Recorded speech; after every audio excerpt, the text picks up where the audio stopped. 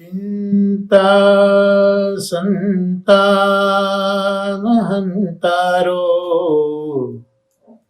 यत्पादा भुजरेणव स्वीयानान्तान् निजाचार्यान् प्रणमामि मुहुर्मुहुः। यदनुग्रहतो जन्तुः सर्वदुःखातिगो भवेत् तमहं सर्वदा वन्दे श्रीमद्वल्लभनन्दनम्। सुलभ्य हृदि सर्वेषां श्रीगोपीजनवल्लभम्। गुणगानं सदा कुर्वे तस्य तुष्टे स्वभावतः। वन्दे नन्दव्रजस्त्रीणां पादरेणुमभीक्ष्णशः।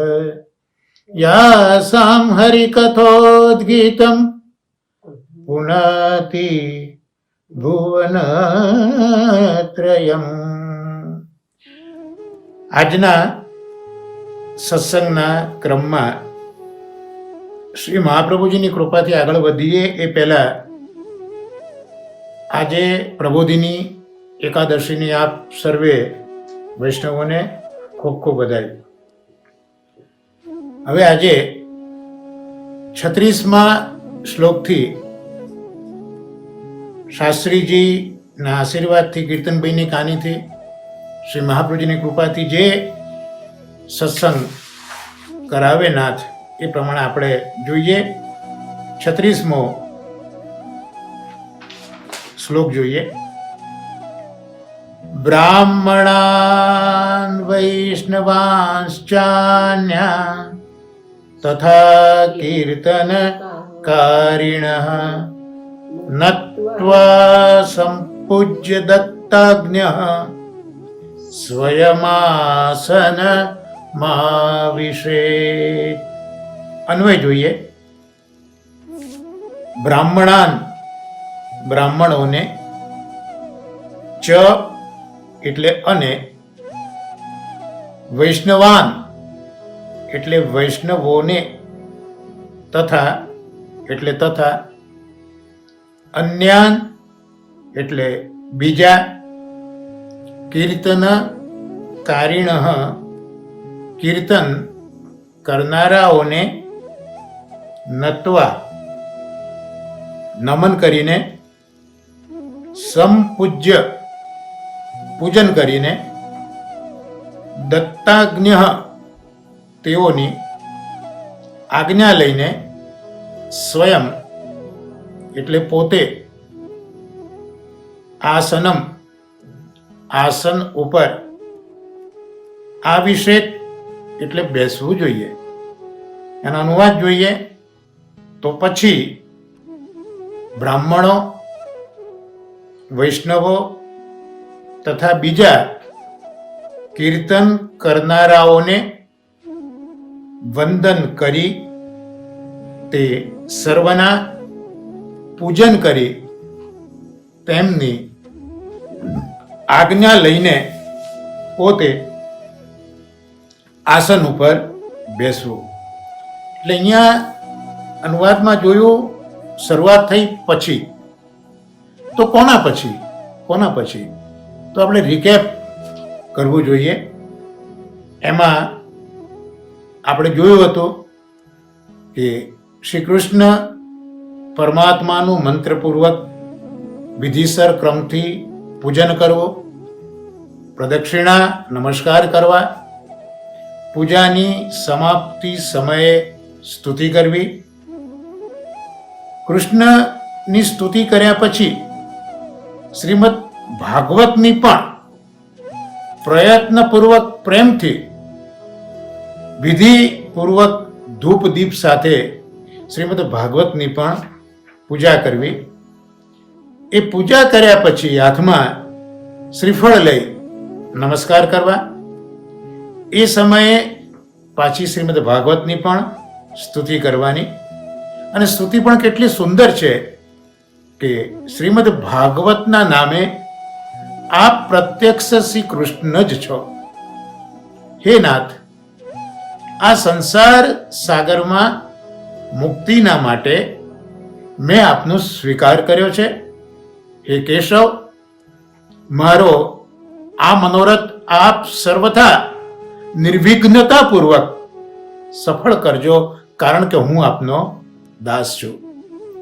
આમ દીન વચન ભાગવતજીને કઈ સ્તુતિ કરીને ત્યાર પછી પાછું જે વક્તા છે એ વક્તાને વસ્ત્ર અને આભૂષણો દાનમાં આપવા, વિભૂષિત કરવા, એમને વક્તાનું પણ પૂજન કરવું અને પાછી પૂજન પછી વક્તાની પણ સ્તુતિ કરવી. એટલે અહીંયા જુઓ, ક્રમશઃ પહેલા શ્રી કૃષ્ણનું પૂજન અને સ્તુતિ, શ્રીમદ ભાગવતનું પૂજન અને સ્તુતિ, અને પછી જે વક્તા છે એ વક્તાનું પણ પૂજન અને સ્તુતિ. કેટલી સુંદર સ્તુતિ કરે છે કે સર્વ શાસ્ત્ર જ્ઞાન નિપુણ, વક્તાને કહી રહ્યા છે કે તમે સર્વ શાસ્ત્રમાં નિપુણ છો, ઉપદેશનું દાન કરનારા છો. અને આવું કોણ છે? આપ સુખદેવ સ્વરૂપ છો.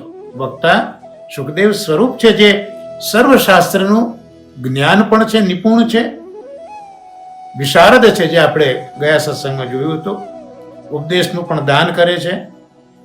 એટલે આપ આ શ્રીમદ ભાગવત કથાના પ્રકાશ દ્વારા મારા અજ્ઞાનને દૂર કરો. ત્યાર પછી પોતાના કલ્યાણ માટે એ વક્તા છે એની આગળ પ્રેમથી નિયમ ધારણ કરવો. આ નિયમ પણ શક્તિ પ્રમાણે ધારણ કરવો. 7 રાત્ર સુધી, ભલે નિયમ પ્રમાણે લઈએ પણ 7 રાત્રિ સુધી અવશ્ય એનું પાલન કરવું જોઈએ. તો આટલું કર્યું અને હવે છેલ્લે કહે છે કે આ કથા દરમિયાન કોઈ ભંગ ન થાય, એટલે 5 બ્રાહ્મણોનું વર્ણન કરવું. અને એ બ્રાહ્મણો ઓમ નમો ભગવતે વાસુદેવાય એ મંત્રનો જાપ કરે.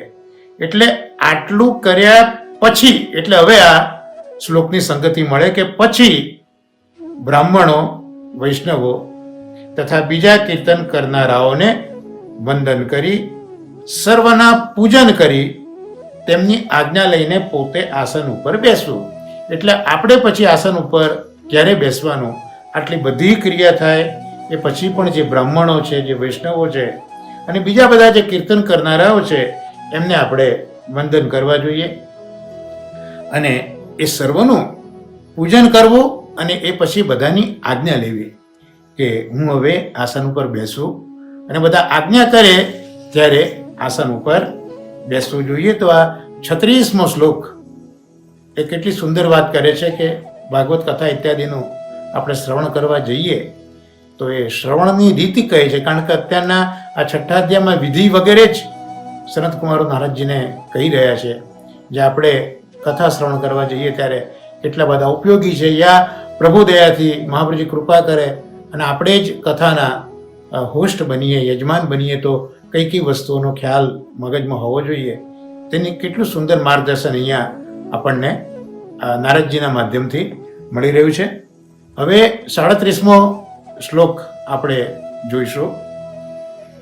લોકવિત્ત ધનાગાર પુત્ર ચિંતાં વ્યુદસ્ય ચ કથાચિત્ત શુદ્ધમતિ સલભે ફલમુત્તમમ.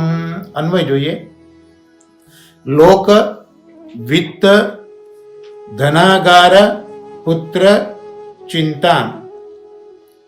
લોક, વિત્ત, ધન, ઘર, પુત્ર વગેરેની ચિંતાને વ્યુદસ્ય એટલે છોડી દઈને, કથા ચિત્ત કથામાં ચિત્તવાળા, શુદ્ધમતી એટલે શુદ્ધમતી, સહ એટલે તે, ઉત્તમ એવા ફળને લભેત મેળવે છે. જે મનુષ્ય વિત્ત, ધન, ઘર, પુત્ર વગેરેની ચિંતાને છોડી દઈને કથામાં જ ચિત્ત પરોવીને સાંભળે છે, તે શુદ્ધ બુદ્ધિવાળો ઉત્તમ ફળ મેળવે છે. દાદાજી પણ અહીંયા તત્વસુધામાં સમજાવે છે કે સુરજજનો એટલે આપણા સહૃદય, સંપત્તિ, ગાય વગેરે જે પશુધન છે તે, ઘરની વ્યવસ્થા, પુત્ર સંભાળ, આ બધી ચિંતાઓમાં પરોવાયેલું ચિત્ત હોય એ હંમેશા વ્યગ્ર રહે છે. એટલે કથામાં એક ચિત્ત નથી થવાતું. ખૂબ જ સુંદર સમજ આપણને બધાને આપી છે. આ તો શ્રીમદ ભાગવતની કથાનું શ્રવણ અહીંયા તો કહે છે, પણ આપણે આપણી ડે ટુ ડે લાઈફમાં પણ જોઈએ કે જો કોઈ એક અગત્યનું કાર્ય આપણે કરવું હોય તો એમાં એક ચિત્ત બની જવું પડે, જેને એન્ગ્રોસ કહીએ આપણે. અને એક ચિત્ત બનવા માટે આપણું જે ધ્યેય છે એ ધ્યેય માત્ર આપણે જે એચીવ કરવું છે, આપણો જે ગોલ છે એ જ હોવું જોઈએ. અને ત્યાં સુધી પહોંચવા માટે બીજી જે કંઈ વસ્તુઓ છોડવી પડે તે આપણે છોડવી જ પડે, તો જ એ ગોલને હાંસલ કરાય. વચ્ચે જ્યારે 11-12ના રિઝલ્ટો આવ્યા, એમાં બધા ગોલ્ડ મેડાલિસ્ટો આવ્યા, એ લોકોએ ઇન્ટરવ્યુમાં આ જ વાત કહી હતી કે આટલા વર્ષ દરમિયાન અમે માત્ર અમારા અભ્યાસમાં જ ચિત્ત રાખ્યું હતું. ટીવી જોવાનું, બહાર ફરવાનું, ક્રિકેટ રમવાનું, આ બધું જ અમે છોડી દીધું હતું. બીજી બધી ચિંતા છોડી દીધી હતી. તો આ તો એક સામાન્ય લૌકિક વાતમાં પણ આ બધું છોડવું પડે જો કંઈક મેળવવું હોય તો. જેમ પેલા અર્જુન અને કૌરવ પાંડવોની પરીક્ષા એમના ગુરુએ લીધી હતી. એક ઝાડ ઉપર એક પક્ષીને મૂકેલું અને કહ્યું કે આ પક્ષીની આંખ તમે વીંધો. દરેક જણ આવે, ગુરુ પૂછે કે તને શું દેખાય છે? તો કોક કે આકાશ દેખાય છે, સરસ મજાનો સૂર્ય છે, વૃક્ષ છે, એના પર એક પક્ષી બેઠું છે. આમ દરેક જણા જુદી જુદી વાત કરતા અર્જુનનો વારો જ્યારે આવ્યો અને ગુરુએ પૂછ્યું કે અર્જુન તને શું દેખાય છે? તો કે ગુરુદેવ મને તો માત્ર એ પક્ષીની આંખ જ દેખાય છે. અને આ જે એકાગ્રતા છે એ એકાગ્રતા કેળવવા માટે બીજું આજુબાજુનું જે પર્યાવરણ કે જે આવરણ છે એમાંથી આપણે મુક્ત થવું પડે. એટલે જ દ્રૌપદીના વિવાહમાં લક્ષ્યભેદ અર્જુન કરી શક્યા, કારણ કે એકાગ્રતા એમની છે. પણ આ એકાગ્રતા આપણો ધ્યેય અને ધ્યેય સુધી પહોંચવાની ક્ષમતા એ ક્યારે આવે? જ્યારે આપણા ધ્યેય સિવાયની જેટલી વસ્તુઓ છે એનાથી આપણે દૂર થવું જોઈએ. એ બધાની ચિંતા છોડી દેવી જોઈએ.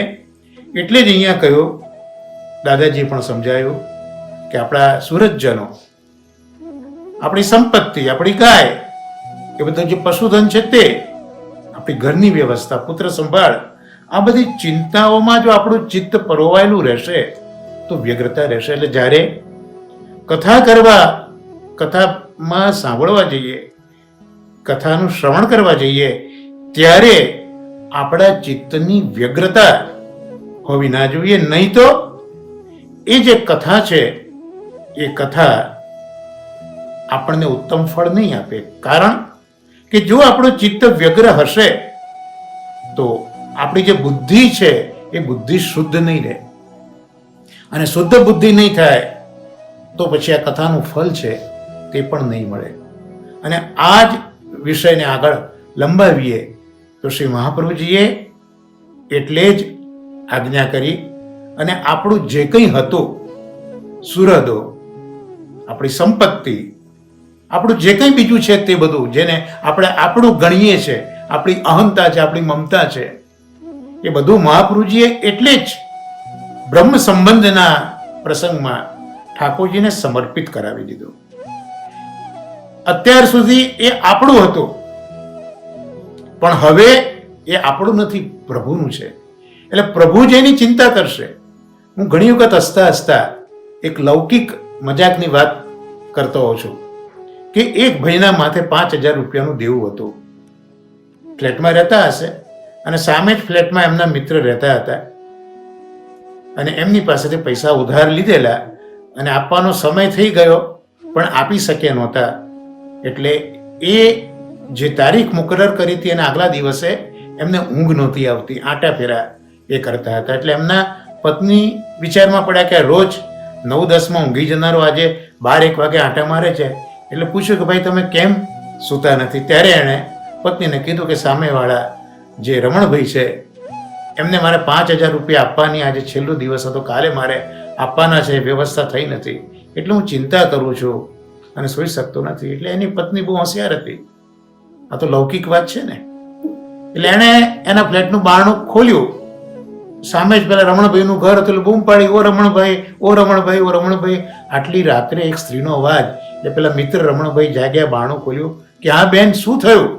તો કે આ તમારા ભાઈએ કાલે તમને 5,000 રૂપિયા આપવાના છે ને? તો કાલે તો આપવાના છે, તો કાલે સવારે અત્યારના શું છે? તો કે કાલે સવારે તમને નહીં આપે, જાઓ. એમ કરીને બાણું બંધ કરી દીધું અને એના પતિને કીધું હવે ચિંતા રમણભાઈ કરશે, તમારે કરવાની નથી.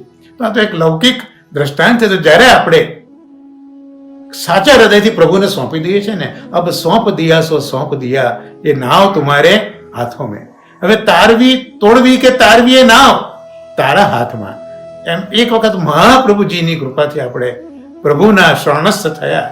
એટલે જ મહાપ્રભુજી આજ્ઞા કરે, ચિંતા કાપી ન કાર્યા નિવેદિતાત્મ ભી કદાપિતિ ભગવાન અપી પુષ્ટિસ્તઃ ન કરીશતી લૌકિકીમ ચ ગતિમ. ભલે અહીંયા નિશ્ચયપણે શ્રી કૃષ્ણજી મહારાજાએ તો એની જે ટીકા લખી છે એમાં સેવા વિષયક ચિંતાની જ આની અંદર ઉલ્લેખ છે. પણ આપણે જ્યારે પ્રભુને બધું સમર્પિત કર્યું છે પછી હું તો એવું માનું છું કે આ લૌકિક ચિંતા કે પારલૌકિક ચિંતા બધું જ આપણા માથે, મારા માથે બિરાજતા શ્રી નાથજી, શ્રી યમુનાજી. હા, તો એ બધી ચિંતાનો પછી અવકાશ રહેતો નથી. એક સામાન્ય વાત કરીએ કે આપણે કોઈક વ્યક્તિ બહારગામ ગયો છે થોડાક સમય માટે, ઘરની ચાવી સોંપીને ગયો કે જો ભાઈ અમે તો બહાર જઈએ છીએ અને તમે જરા ઘરનું ધ્યાન રાખજો, હમણાં વાતાવરણ બધું સારું નથી, ચોર ઉચેકા બધા બી બહુ હોય છે, તો તમને આ ચાવી સોંપીને જઈએ છીએ, તમારા પર ભરોસો છે, તમને ચાવી સોંપીને જઈએ છીએ, તો તમે સંભાળજો. તો જે સાચી વ્યક્તિ હશે, જે સજ્જન હશે, એ વ્યક્તિનું ચિત્ત થોડુંક તો ઉદ્વેગમાં રહેશે. જેને થશે કે મારે બીજાની જ્યાં થાપણ છે તે સંભાળવાની છે. એટલે જ્યાં સુધી એનો અસલ માલિક નહીં આવે ત્યાં સુધી એના દિલમાં કંઈક વ્યગ્રતા, કંઈક ચિંતન તો રહેશે જ, એક જવાબદારી છે. પણ જ્યાંને ભાઈ આવ્યા, આપણે એમને ચાવી સોંપી દીધી, આપણે એ ચિંતામાંથી મુક્ત થયા. એ જ રીતે આ બધી જે ચિંતાઓના કારણ છે, આપણા સુરદો, સંપત્તિ, ગાય વગેરે પશુધન, તો આ બધું જ જ્યારે મહાપ્રભુજીએ બ્રહ્મ સંબંધ વખતે ઠાકોરજીના ચરણમાં નિવેદિત કરાવી દીધું કે હે નાથ, આ બધું મારું નથી. અત્યાર સુધી હું એને મારું માનતો હતો, એમાં મારો અહમ હતો, એમાં મારી મમતા હતી. પણ આજે મારા મહાપ્રભુજીએ મને આ શીખવાડ્યું છે કે આ તો બધું એણે તને આપ્યું છે, તારે સાચવવાનું છે. એટલે હું એનું નિવેદન કરું છું. આપે જે મને આપ્યું છે એનું નિવેદન કરું છું પ્રભુ. એટલે શ્રી મહાપ્રભુજીએ બહુ સુંદર આજ્ઞા કરી કે નિવેદનમ તુ સ્મર્તવ્યમ સર્વથા તાદૃશૈ જનૈ. શાસ્ત્રીજીએ પરમ ભાગવતનો નિભાઈ ખૂબ સુંદર વાત કહી હતી કે મહાપ્રભુજીએ પોતાના વેદાંતમાં કહ્યું છે કે કૃષ્ણ સેવા એ તો સારી છે જ, કરવી જ જોઈએ, પણ એનાથી પણ જો અધિકતા જો કોઈ હોય તો નિવેદનમ તુ સ્મર્તવ્યમ સર્વથા તાદૃશૈ જનૈ. સ્મરણ એ તો ઘણું ઘણું કરીએ છીએ, પણ મહાપ્રભુ અહીંયા સ્પેસિફિક નિવેદનના સ્મરણની આજ્ઞા કરે છે કે નિવેદનમ તુ સ્મર્તવ્યમ. અને કોની સાથે? સર્વથા તાદૃશૈ જનૈ. તાદર્શ જન સાથે નિવેદનનું સ્મરણ કરતો. નિવેદન એ કેટલો મોટો પદાર્થ છે જે મહાપ્રભુજીની કૃપાથી આપણા જેવા જીવોને પ્રદાન થયું છે. એટલે મહાપ્રભુજીએ સેવામાં એ જ આજ્ઞા કરી કે ચેતસ તત્ પ્રવણમ સેવા, ચિત્તનું પરવાઈ જવું તે સેવા છે. જેમ અહીંયા કથામાં પણ ચિત્તનું એનગ્રોસ થવું, ચિત્ત પરવાઈ જવું, તે જ કથાનું શ્રવણ છે અને તો જ એ કથાનું ફળ છે. જ્યારે અહીંયા સેવામાં પણ ચિત્તનું પરવાઈ જવું એ જ સાચી સેવા છે અને એનાથી જ પ્રભુ પ્રસન્ન થાય છે. એ જ આપણા માટે પ્રભુની પ્રસન્નતા, એ જ આપણા માટે ફળ છે. તો આ રીતે ચાહે કથા શ્રવણ હોય ભાગવતની કે ચાહે કૃષ્ણની સેવા હોય, એમાં ચિંતા છોડીને પ્રભુમય બની જવું. અને કેટલું સુંદર દ્રષ્ટાંત માણેકચંદજીએ તો આપણને બતાવ્યું છે કે બ્રહ્મસંબંધ પછી ઘર બાર સાટી વેચી સાટીને એ ગુસાઈજીને ચરણે ધરવા જાય છે. ત્યારે ગુસાઈજી કહે છે કે માણેકચંદજી, આનાથી હવે તમે પ્રભુને લાડ લડાવો.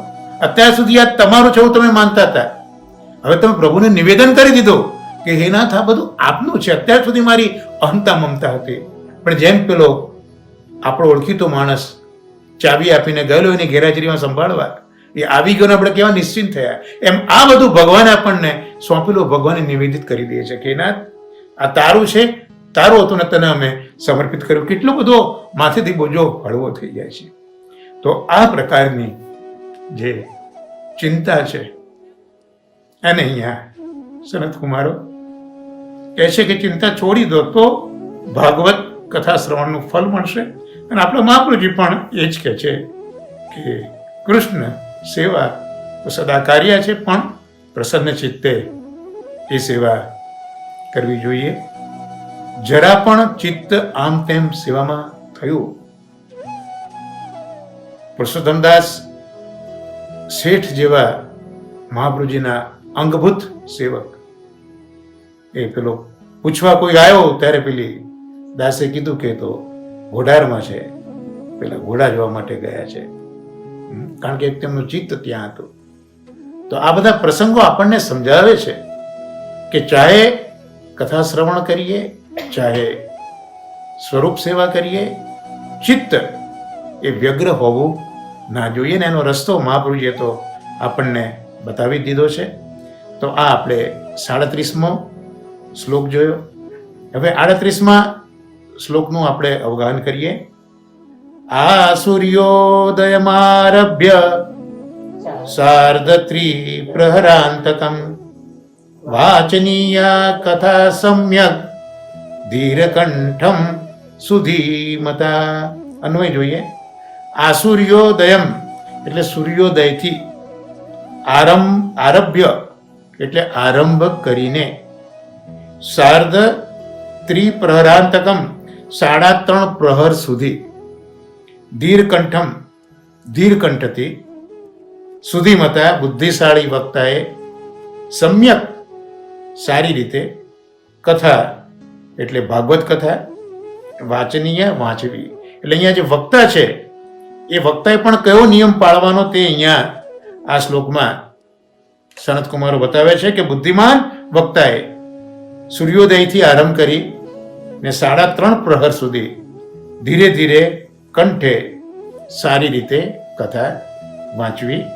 ત્યાર પછી 39મો શ્લોક જોઈએ. કથા વિરામ કર્તવ્યો મધ્યાહ્ને ઘટિકા દ્વયમ તત કથા મનુ કાર્યમ વૈ કીર્તનમ વૈષ્ણવૈસ્તદા. અન્વય જોઈએ.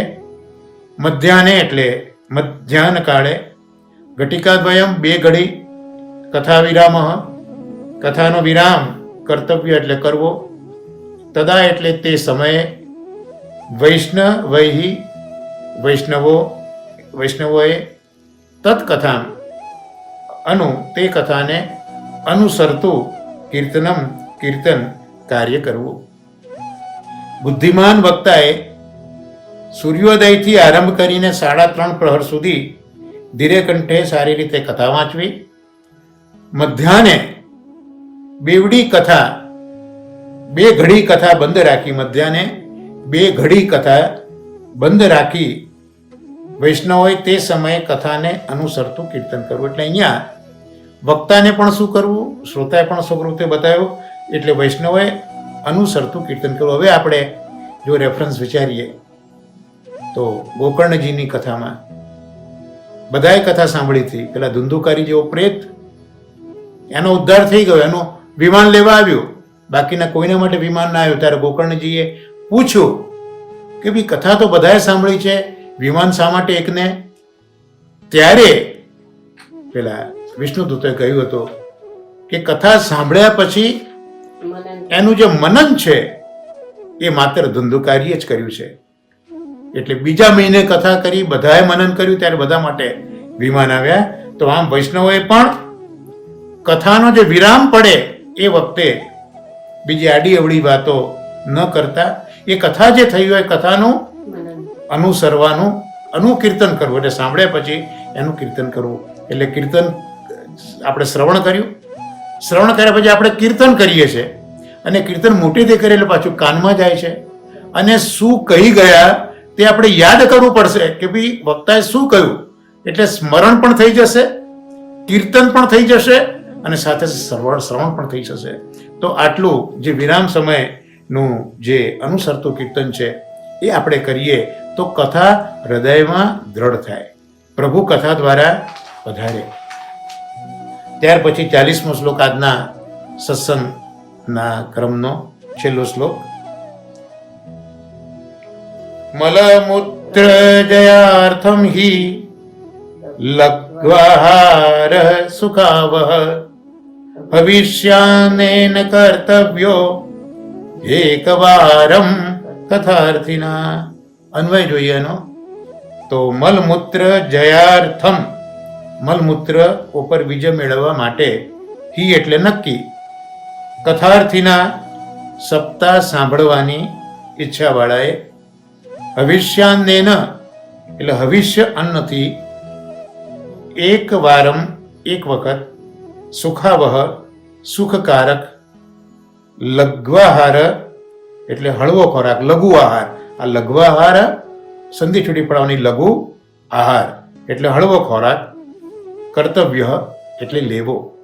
અર્થાત કથા સાંભળવા ઈચ્છનારે મલમૂત્રને જીતી શકાય તે માટે એક જ વખત ભવિષ્યાન્નનો સુખ દેનાર અલ્પ આહાર લેવો. જો અહીંયા પણ કેટલું સરસ સાયન્સ બતાવ્યું છે. આપણે પણ જ્યારે ખૂબ જ સખત કામમાં એક ધ્યેય હાંસલ કરવા માટે આપણે જ્યારે લાગી જઈએ ત્યારે બીજું બધું જ આપણા જે અભ્યાસો છે, ભૂખ તરસ બધું આપણે ભૂલી જઈએ છીએ. અને તો જ આ વચ્ચે વચ્ચે જે પેલા બ્રેક આવે છે એવા બ્રેક આપણે અટકાવી શકીને એક કન્ટિન્યુટી, એક પ્રવાહ આપણે જાળવી શકીએ. એમ કથામાં પણ આ હળવો ખોરાક લેવો તે બહુ જરૂરી છે. હવે હવિષ્યાન એટલે શું? હવિષ્યાન કોને કહેવાય? તો એ દાદાજીએ સમજાવ્યું છે કે સાત્વિક અને હળવો ખોરાક, સાત્વિક અને હળવો ખોરાક. પણ આનાથી વધારે આગળ ખૂબ સુંદર કહે છે આપણા માટે કે એમાં મીઠું અને સાકર એ અંદર હોવા જોઈએ નહીં. એટલે મગ છે, ઘઉં છે, ચોખા છે, દૂધ છે, ફળ છે, આ બધું આપણે લઈ શકીએ. તો કથા દરમિયાન આ લઈએ તો નિશ્ચિતપણે આપણે જે બધા ડિસ્ટર્બન્સીસ આવે છે તે બધા ન આવે. આપણા બાળકો પણ અભ્યાસ દરમિયાન આ બધો ખ્યાલ રાખે કે પેટ એકદમ ભરીને ન બેસે. અને જો સાયન્સ પણ કહે છે કે આપણે જ્યારે ખોરાક ખાઈએ છીએ એ વખતે ઓજરીને હજમ કરવાનું કાર્ય કરવું પડે છે. આમાં વિજ્ઞાન છે. આ બધા જ જે શિખામણો ધર્મો છે એમાં મૂળ તો વિજ્ઞાન છુપાયેલું છે, જેને મહાપ્રભુજી કૃપા કરે તો એ પ્રગટ થઈ જાય આપણી પાસે વિજ્ઞાન. તો જો આપણે અનુભવ છે કે જો ભારે ખોરાક લઈએ તો આપણને ડેફિનેટલી ડિસ્કમ્ફર્ટ થાય છે, ઊંઘ આવે છે, બગાસા આવે છે, ચિત્ત લાગતું નથી. કારણ કે જેવો ખોરાક હોજરીમાં ગયો એટલે હોજરીને એનું પાચન કરવું પડે, હોજરીને કાર્ય કરવું પડે. આ બધી ક્રિયાઓ આપણે જોઈ શકતા નથી કે અનુભવી શકતા નથી, પણ એ ક્રિયાઓ ચોક્કસ અંદર થાય તો છે જ. એટલે કાર્યશીલ હોજરીને થવા માટે એને બ્લડ સપ્લાય જોઈએ.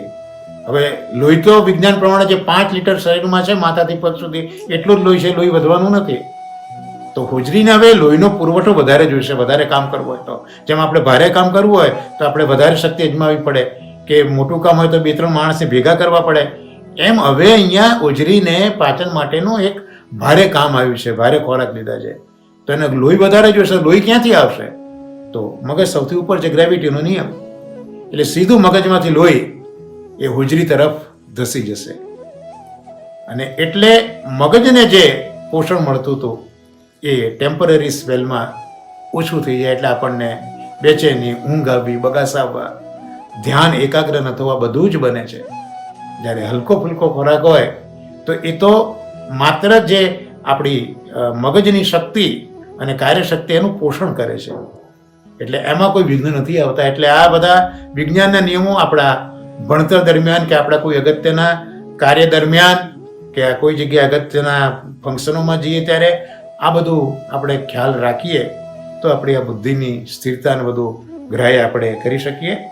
તો આ રીતે આજના આ શ્રીમદ ભાગવતના સત્સંગને, આજે તો દેવ પ્રબોધિની એકાદશી છે, તુલસી માનું આજે મહત્વ છે. તો આજના આ સત્સંગને તુલસી માતાના ચરણમાં આપણે નિવેદિત કરી આ સત્સંગને, ભાગવતના સત્સંગને વિરામ આપીએ. અને આપણા ક્રમમાં આજે હવે જે પુરુષોત્તમ સહસ્ત્ર નામ સ્તોત્ર છે એની અંદર 6ઠ્ઠો શ્લોક આવશે. વિનિયોગ સમસ્તેષુ પુરુષાર્થેષુ વૈમતા બીજમ ભક્તિ પ્રિય શક્તિ સત્યવાગુચ્યતે હરિ. એનો અર્થ જોઈએ તો આપણે આ જે સ્તોત્ર છે એના વિનિયોગથી સર્વ પુરુષાર્થોની સિદ્ધિ થાય છે. આપણે ગયા સત્સંગમાં આ સ્તોત્ર વિશે, મંત્ર વિશે વિચાર કર્યો તો એમાં એનો વિનિયોગ એટલે આ મંત્ર સ્તોત્રથી શું પ્રાપ્ત થાય, શું ફલ મળે. જેમ ગુસાજી મહારાજે કહ્યું ને, વિનિયોગો ભક્તિ યોગ પ્રતિબંધ વિનાશને કૃષ્ણ ધરામૃતા સ્વાદ સિદ્ધિ રત્ન સંશય. તો આ સર્વોત્તમજી છે તો સર્વોત્તમજીનો વિનિયોગ બતાવ્યો. વિનિયોગો ભક્તિ યોગ પ્રતિબંધ વિનાશને, એટલે ભક્તિ યોગની અંદર આવતા પ્રતિબંધનું જે નાશ દૂર કરવાનું કામ સર્વોત્તમ સ્તોત્ર કરે છે. તો આ સ્તોત્રનો વિનિયોગ કહેવાય. એમાં પુરુષોત્તમ સહસ્ત્ર સ્તોત્ર છે, એના વિનિયોગથી શું થાય છે? પુરુષાર્થેષુ વૈમત સમસ્તેષુ પુરુષાર્થેષુ, બધા જ પુરુષાર્થોની સિદ્ધિ થાય છે આ સ્તોત્રના લીધે. અને ભગવાન કેવા છે? ભક્તિ પ્રિય છે. આવા ભગવાન આ સ્તોત્રનું બીજ છે. સત્ય વાગ ઉચ્યતે હરિહિ ભક્તિ પ્રિય બીજમ. ભગવાન છે એ પોતે જ આ સ્તોત્રનું બીજ છે. અને બીજ એ બહુ મોટી વસ્તુ છે. બીજ એક એવો પદાર્થ છે જેમાં આવનારા ભવિષ્યનું આખું વૃક્ષ છે. બીજ એક એવી વસ્તુ છે કે જેમાં આવનારા ભવિષ્યના વૃક્ષની સાથે ફલ પણ છે. એટલે શ્રીમદ ભાગવતના મંગલાચરણમાં ગાયત્રીને બીજ તરીકે કહ્યું, અને એમાં પછી વેદ બતાવ્યો વૃક્ષ, અને એમાં ભાગવત રૂપી ફલ બતાવ્યું. આમ બીજ એ બહુ પોટેન્શિયલ વસ્તુ છે. બીજમાં ખૂબ તાકાત છે. મેં વચ્ચે વાંચેલું કે જાપાનની અંદર એ લોકોએ ખનન કર્યું હશે ભૂમિનું, એમાંથી એક કમળનું બીજ મળ્યું એ લોકોને. અને એ લોકો સંશોધન કર્યું કે એ બીજ 10,000 વર્ષ જૂનું છે. એટલું જ નહીં, એ બીજમાં કમળને ખીલવવાની શક્તિ છે. તો આ બીજ છે. એટલે કોઈ પણ સ્તોત્રમાં, મંત્રમાં બીજ એ નાનું ન સમજતા. બીજ બહુ મોટું છે, કારણ કે બીજમાં જ સમગ્ર વસ્તુ સમાય છે. તો અહીંયા જે બીજ છે એ બીજ આ ભગવાન છે. અને ભગવાન કેવા છે? ભક્તિ પ્રિય. જેને ભક્તિ પ્રિય છે એવા ભગવાન અહીંયા બીજ છે. અને આ સ્તોત્રની શક્તિ કોણ છે? આ સ્તોત્ર ઇફેક્ટિવ કેમ બને, વાઇબ્રેશન કેમ આપે? તેનું કારણ પણ હરિ છે. અને હરિ કેવા છે? સત્યવાળા છે. તો અહીંયા પ્રભુને બે રીતે ઓળખાય. એક તો એમને ભક્તિ પ્રિય છે, અને બીજું એમને સત્ય પ્રિય છે. બસ જો જીવનમાં ભક્તિ અને સત્ય બે આવ્યા તો ભગવાન ચોક્કસ આપણા હૃદયમાં પ્રવેશ કરે. એટલે જ પેલા વૈષ્ણવોને કૃષ્ણજી મહારાજે જ્યારે પૂછવા ગયા કે અમારા વણિજમાં તો અમે ખોટું બોલીએ તો ચાલે એમ, ત્યારે કૃષ્ણજી મહારાજે કહ્યું હતું કે ન અંધૃતા પાતકમ પરમ, અનૃત અસત્યથી મોટું પાતક તો કોઈ જ નથી. આ ખંભાતના જે વૈષ્ણવો છે એના પ્રસંગમાં જોવા મળે છે. કારણ કે આપણા ભગવાનને સત્ય પ્રિય છે. મહાપ્રભુજી અહીંયા સમજાવે છે કે એમને સત્ય પ્રિય છે. અને ભાગવતમાં પણ જે ભગવાન છે એ સત્ય છે. સત્યમ પરમ ધીમહી. આ સત્યાત્મક પ્રભુ છે એટલે ભગવાન સત્ય પ્રિય છે. અને ભક્તિ તો ભગવાનને પ્રિય છે જ. તો એનું વિવેચન આપણે હવે આગળ જોઈએ કે જે 5મો શ્લોક જોયો એમાં આપણે જોયું હતું કે આ જે સ્તોત્ર છે મંત્રાત્મક છે. પણ મેં કહ્યું હતું કે મંત્ર મનમાં બોલાય, પણ જ્યારે એને મોટીથી બોલી ત્યારે સ્તોત્ર ગુણાનુવાદ રૂપ છે. એટલે એના પણ જેમ મેં ગયા સત્સંગમાં બતાવ્યું એમ મંત્રના ઋષિ હોય, છંદ હોય, દેવતા હોય અને એનું એ બધું નિરૂપણ શ્લોકમાં હોય, તેમ અહીંયા શ્લોકમાં પણ આ સ્તોત્રનો વિનિયોગ બતાવ્યો કે ભાઈ સ્તોત્રથી શું પ્રાપ્ત થાય. અમે પ્રાય આપણા બધાનો સ્વભાવ એક છે કે હું આ કામ કરું તો મને શું પ્રાપ્ત થાય. એટલે વેદોમાં પણ આપણે બધા વેદમાં કહેલી વિધિઓને અનુસરવા તત્પર થઈએ. એટલે એ માટે વેદોએ વિધાન કર્યા છે. તમે આ કરો તો તમને આ ફળ મળે, આ કરો તો આ ફળ મળે. એ એટલા જ માટે કે આપણા બધાની રુચિ હજી થઈ નથી, પણ એક વખત આ ફળની આશાએ આપણે કરીએ તો પછી ધીરે ધીરે એ વસ્તુ આપણી એક આદત બને. પછી આપણે બહુ ફળનો વિચાર નહીં આવે. માટે વેદોએ ફળ બતાવ્યા છે કે આપણા બધાની રુચિને જાગૃત કરવા. એમ અહીંયા જે સ્તોત્રનો વિનિયોગ છે શું પ્રાપ્ત થાય એ બધું અહીંયા કહે છે કે આપણા સંપ્રદાયમાં એક તો આ વિનિયોગ શબ્દ ખૂબ સમજવા જેવો છે. એક દ્રષ્ટાંતથી આપણે સમજીએ કે એક વ્યક્તિ પાસે સંપત્તિ છે. આ સંપત્તિ દ્વારા એ કોઈને હેરાનભર કરી શકે, કોઈને દુઃખી પણ કરી શકે. તો આ એની સંપત્તિનો એણે દુરુપયોગ કર્યો એવું આપણે કહેવાય. ત્યાર પછી આ જ સંપત્તિથી એ પોતાના કુટુંબની જે જરૂરિયાતો, આવશ્યકતાઓ છે એ પૂરી કરે છે. તો આ સંપત્તિનો ઉપયોગ થયો કહેવાય. હવે આ જ સંપત્તિ એ સામાજિક કાર્યોમાં, સમાજના ઉત્કર્ષ માટે, કોઈના ભલા માટે જ્યારે આ સંપત્તિનો ઉપયોગ કરે ત્યારે એ સદુપયોગ કહેવાય. પણ આ જ સંપત્તિથી પ્રભુ પ્રસન્ન થાય, પ્રભુની નિષ્કામ સેવા થાય, હરિગુરુ વૈષ્ણવ આ રીતે સંપત્તિનો ઉપયોગ હરિગુરુ વૈષ્ણવ માટે કરીએ ત્યારે એને વિનિયોગ કહેવાય. એટલે પુષ્ટિ માર્ગમાં આ વિનિયોગ એ બહુ મોટો પદાર્થ છે. અને મહાપ્રભુજીના વેદાંતમાં વિનિયોગથી બીજી મોટી કોઈ વસ્તુ સંભવી જ ન શકે. વિશિષ્ટ યોગ છે અહીંયા ઠાકોરજી સાથેનો. આમાં આ શ્લોકમાં વિનિયોગ શબ્દ મૂકી શ્રી મહાપ્રભુજી પુષ્ટિમાર્ગીય પદ્ધતિ સમજાવે છે. એટલે આ જે સ્તોત્ર છે મંત્રાત્મક, એનાથી આપણે કોઈનું હિત નથી ઈચ્છવાનું. આજે ઘણા લોકો એવા મંત્રો બોલે છે કે કોઈક દુઃખી થાય, હેરાન થાય. હા, અવિચાર કાર્ય જે અથર્વવેદમાં બધા બતાવ્યા છે ને કર્મો, તો અહીંયા આ મંત્ર દ્વારા આપણે કોઈને પાડી દેવો છે કે કોઈને ખેંચી નાખવો છે, એવા બધા ભાવથી આ મંત્ર નથી કરવાનો. એટલે આ મંત્રથી, આ સ્તોત્રથી કોઈનું અહિત આપણે ઈચ્છવાનું નથી. આપણા કોઈ લૌકિક વૈદિક સ્વાર્થો પણ આ પુરુષોત્તમ સહસ્ત્ર બોલીએ અને આપણા લૌકિક અલૌકિક સ્વાર્થ સિદ્ધ થાય એવું પણ આપણે કરવાનું નથી. પણ આ દ્વારા આપણા 4 પુષ્ટિમાર્ગીય જે પુરુષાર્થો છે એ સિદ્ધ થાય. એમ આ વિનિયોગ જે શબ્દ અહીંયા વાપર્યો છે એના પર આ મોટા આવું વિવેચન આપણને સમજાવે છે કે પુષ્ટિમાર્ગીય પુરુષાર્થો, પુરુષાર્થે જ વય મત, તો પુરુષાર્થ પણ પુષ્ટિમાર્ગીય. આ શ્લોકમાં વય અક્ષર છે. વય એટલે નિશ્ચયાત્મક. જેમ જેમ ઠાકોરજી વૈજયંતી માલા ધારણ કરે છે ને, વય એટલે નિશ્ચિત પ્રમાણે, જેનું નિશ્ચિત જય છે એવી આ વૈજયંતી માલા છે. તો વય એટલે નિશ્ચયાત્મક છે.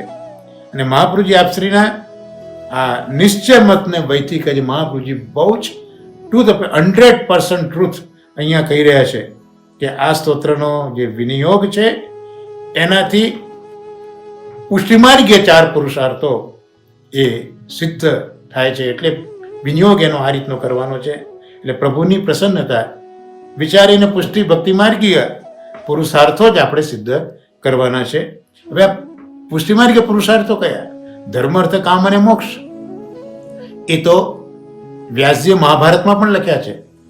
અને ધર્મ, અર્થ, કામ, પુરુષાર્થ, ધર્મ, અર્થ, કામ અને મોક્ષ, આ 4 પુરુષાર્થ ભાગવતમાં પણ ભણાવ્યા છે. પણ એમાં બહુ મોટો ભેદ છે.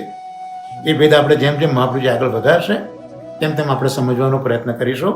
પણ અહીંયા જે 4 પુરુષાર્થો છે એ 4 પુરુષાર્થો પુષ્ટિ માર્ગીય પુરુષાર્થો છે. અને એની સમજ મહાપ્રભુજીએ ચતુશ્લોકી ગ્રંથમાં સમજાવી છે. અલૌકિક પુષ્ટિ માર્ગના આ 4 અલૌકિક પુરુષાર્થો એ અન્ય જીવો કરતા અલગ છે. પુષ્ટિ માર્ગ એટલે જ અનુગ્રહનો માર્ગ. આથી આ માર્ગમાં ધર્મ પુરુષાર્થ એટલે પુષ્ટિ માર્ગ હરેર દાસમ ઇતિ ધર્મ. હરિના દાસ ભાવે સેવા કરવી, આનું નામ પુષ્ટિ માર્ગીય ધર્મ પુરુષાર્થ. અનન્ય પ્રીતિથી નિષ્કામ સેવા એ જ ધર્મ. અર્થ પુરુષાર્થ એટલે પ્રાપ્ત કરવા જેવો પદાર્થ. અર્થ એટલે પ્રાપ્ત કરવા જેવો પદાર્થ. આપણે અર્થ એટલે માત્ર સંપત્તિ, સત્તા, એને જ અર્થ કહીએ. પણ અહીંયા આ જે પદાર્થ પ્રાપ્ત કરવા જેવો છે, પ્રાપ્ત કરવા જેવો કોઈ અર્થ હોય તો અહીંયા પ્રભુ જ છે.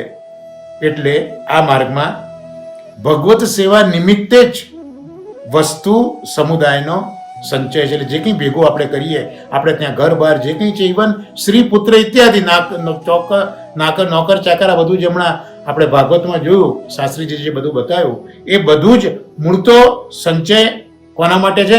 પ્રભુ માટે છે. એટલે પુષ્ટિ માર્ગ હરેક દાસેથી ધર્મ. અર્થ હરિ એવ હિ, અર્થ એ હરિ જ છે એવ નિશ્ચય વાત કરી. આવી ત્યાર પછી કામ પુરુષાર્થ. તો કામ પુરુષાર્થમાં હરિદર્શનની તીવ્ર લાલસા. પ્રભુના દર્શન કર્યા વગર રહેવાય નહીં. આજે હમણાં પ્રભુને આપણે સાંજે કે જેને ત્યાં એક સમયની સેવા હોય તો એક સમયની પ્રભુને પહોંચાડ્યા હોય પછી મનમાં એ તીવ્ર લાલસા રહેવી જોઈએ કે ક્યારે જલ્દી સવાર પડે, ક્યારે હું મારા પ્રભુનું આ મુખારવિંદ જોઉં. આવી તીવ્ર ઈચ્છા કે જેથી તમને બીજું કંઈ ચેન ન પડે. એટલે જ આપણા ત્યાં તીવ્ર લાલસા રજૂ કરી કે ગ્વાલીની કૃષ્ણ દરસસો અટકી બાર બાર પનઘટ પર આવત શીર જમુના જલ મટકી. તો આને પુષ્ટિ માર્ગીય કામ પુરુષાર્થ કહેવાય. એટલે આ માર્ગમાં પદાર્થ માત્રની જે કામના છે એ પણ પ્રભુ માટે જ કરવાની છે. એનું નામ જ કામ પુરુષાર્થ. અને મોક્ષ પુરુષાર્થ દ્રઢતાપૂર્વક નિષ્ઠાથી શ્રી કૃષ્ણના જ બની. જો મહાપ્રભુજી કહે કૃષ્ણસ્ય ચેત ધ્રુવમ, જો તું કૃષ્ણનો જ બની ગયો તો એ તારો પુષ્ટિ માર્ગીય મોક્ષ છે. આથી આ માર્ગમાં સુખ દુઃખ વગેરેથી પર થઈ જાય, ભગવાનની લીલાનો રસ છે, એનો અનુભવ કરવો એ જ મોક્ષ છે. હવે આ સ્તોત્રના બીજ વિશે મહાપ્રભુજી આજ્ઞા કરે છે કે બીજ એ તો મુખ્ય વસ્તુ છે. કારણ કે વૃક્ષના સ્વરૂપ અને ફળનો આધાર એ બીજ છે. આ સ્તોત્રનું બીજ પ્રભુ જ છે. આ પ્રભુની ઓળખ શ્રી મહાપ્રભુજી એ રીતે આપે છે કે આ પ્રભુને ભક્તિ પ્રિય છે. અર્થાત પુષ્ટિસ્થ પ્રભુ ભક્તિથી જ પ્રસન્ન થાય છે, બીજા કશાથી પુષ્ટિ માર્ગે પ્રભુ પ્રસન્ન થતા નથી. બહુ મોટા મોટા મનોરથો આપણે કરતા હોઈએ પણ જો ભક્તિ ન હોય તો પ્રભુ એનાથી પ્રસન્ન થતા નથી. કારણ કે જુઓ, પેલો એક ગરીબ મજૂર હતો, માત્ર ખૂંપણી હતી, એ વેચીને 2 રૂપિયા ગુસાઈજીને ભેટ કરવા આવેલો. તો ગુસાઈજી સૌથી પહેલા એને બોલાવ્યો છે આગળ ભેટ કરવા માટે. અને કોઈક એક ગરીબ વૈષ્ણવને ફૂલ મંડળી કરવી હતી, પૈસા નહોતા. ગુસાઈજીએ કીધું કે ભાઈ, તે સાચા દિલથી આ એક મનોરથ કર્યો ને, તારી ફૂલ મંડળી પ્રભુએ અંગીકાર કરી લીધી. તો આ માર્ગમાં આ પુષ્ટિસ્થ પ્રભુ તો ભક્તિથી જ પ્રસન્ન થાય છે. ભક્તિ શબ્દ ભજ ધાતુમાંથી બને, ભજ સેવાયામ અને 3 પ્રત્યય. આમ ભક્તિ શબ્દ બન્યો સંસ્કૃતમાં. જે પ્રત્યય હોય એ હંમેશા ભાવવાચક હોય અને શબ્દમાં એની મુખ્યતા હોય. એટલે ભક્તિ એટલે માત્ર સેવાની પણ ભાવથી થતી સેવા, એનું નામ ભક્તિ કહેવાય. સેવામાં જો ભાવ ન પડે તો એ શુષ્ક ક્રિયા બની જાય છે. પુષ્ટિ પ્રભુને નિષ્કામ અને ભાવસભર સેવા જ પસંદ છે. આમ પ્રભુ આ સ્તોત્રના બીજ રૂપ છે. એટલે ભક્તિ જેને પ્રિય છે એવા પ્રભુ અહીંયા બીજ છે. અને આ સ્તોત્રની શક્તિ શું? તો હરિ છે. હરિ એટલે જ ભક્તોના સર્વ દુઃખ અને પાપોનું હરણ કરનાર. આથી જે ભક્તો આ સ્તોત્રનો પાઠ કરે એના ત્રિવિધ તાપો અને દુઃખો હરિ હરણ કરી લે છે. મહાપ્રભુ સમજાવે છે કે આવા હરિ કેવા છે? સત્ય વચન વાળા છે. આપેલું વચન પાળે જ, એનું નામ સત્ય વચની. શ્રી મહાપ્રભુજી અને શ્રી ગુસાઈજીને શ્રી ઠાકોરજીએ વચન આપ્યું છે કે આપ જે જીવોને મને સોંપશો તે ભલે મને છોડે અને ભૂલે પણ તે સ્વીકૃત કરેલા જીવન હું નહીં છોડું. એટલે જ આપણી પાસે 84 વૈષ્ણવ પૈકી રામાનંદ પંડિતનું આ શ્રેષ્ઠ ઉદાહરણ છે. એટલે પ્રભુ સત્ય વચનવાળા છે. એમને જે વચન આપ્યું છે તે ચોક્કસ નિભાવશે. ભાગવત પણ ભગવાનને સત્ય સ્વરૂપે જ ઓળખાવે છે. ભાગવતના મંગલાચરણમાં પણ સત્યમ પરમ ધીમહિ, એ સત્યરૂપ ભગવાનનું અમે ધ્યાન ધરીએ છીએ, શરણ કરીએ છીએ એ વાત આપી.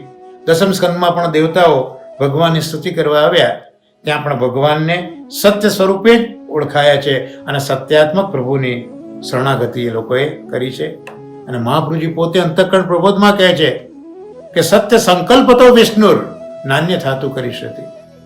આ ભગવાન સત્ય સંકલ્પ છે. તું કઈ ચિંતા ન કરતો, તું બધાને સમર્પી દે, બસ તું તારું કાર્ય કર. સર્વ સમર્પિત કૃતાર્થોથી સુખી ભવ.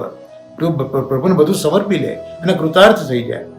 ભગવાન તો કરશે જ, સત્ય સંકલ્પ છે, નાન્ય થતું કરે છે. તારું બીજું કશું જ નહીં કરે, કારણ કે આપણા પ્રભુ સત્ય સંકલ્પ છે.